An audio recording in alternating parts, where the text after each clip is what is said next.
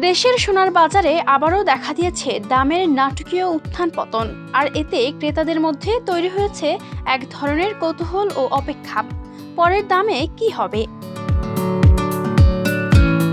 টানা ৩ দফা মূল্য সমন্বয়ের মাধ্যমে এবার মোট ৭,৬৯৮ টাকা কমিয়েছে বাংলাদেশ জুয়েলার্স অ্যাসোসিয়েশন। এই ধারাবাহিক পতন যেন ইঙ্গিত দিচ্ছে সোনার বাজার এখন পুরোপুরি অস্থিরতার ভেতর দিয়ে যাচ্ছে।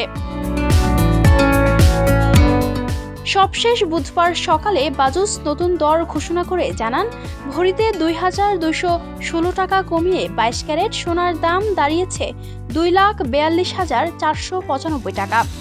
একইভাবে ২১ ক্যারেট সোনা বিক্রি হবে ২,৩১,৪৭২ টাকায়, ১৮ ক্যারেট ১,৯৮,৪০৫ টাকা এবং সনাতন পদ্ধতির সোনা ১,৬১,৬০৫ টাকায়।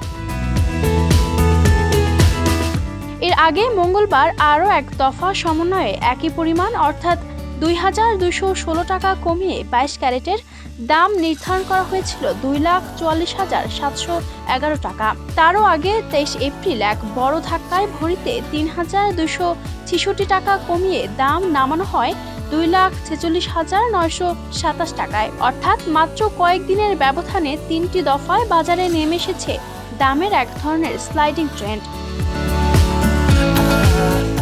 বাজুস জানিয়েছে, সোনার মূল দামের সঙ্গে অবশ্যই ৫% সরকারি ভ্যাট এবং বাজুস নির্ধারিত ৬% ন্যূনতম মজুরি যুক্ত করতে হবে। তবে গহনার নকশা, কারুকাজ ও মানভেদে এই মজুরির পরিমাণ আরও বাড়তে বা কমতে পারে, যা চূড়ান্ত ক্রয়মূল্যে বড় পার্থক্য তৈরি করে।